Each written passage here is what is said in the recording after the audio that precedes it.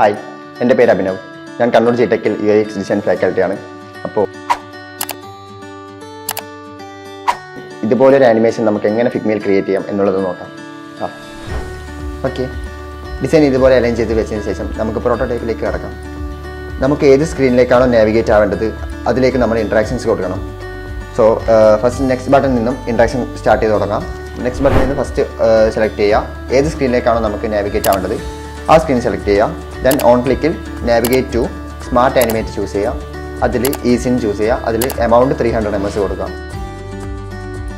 ബാക്കി രണ്ട് സ്ക്രീനിലും ഇതുപോലെ തന്നെ ഇൻട്രാക്ഷൻസ് കൊടുക്കുക.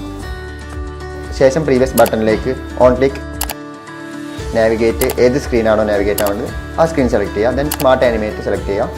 അതിൽ നമ്മൾ നേരത്തെ ഈസിൻ്റാണ് ചൂസ് ചെയ്തെങ്കിൽ പ്രീവിയസിൽ വരുമ്പോൾ എന്ത് ചെയ്യുക, ഈസ് ഔട്ട് ചൂസ് ചെയ്യുക. ദെൻ എമൗണ്ട് സെയിം തന്നെ 300 ms തന്നെ മെയിൻറ്റെയിൻ ചെയ്യുക.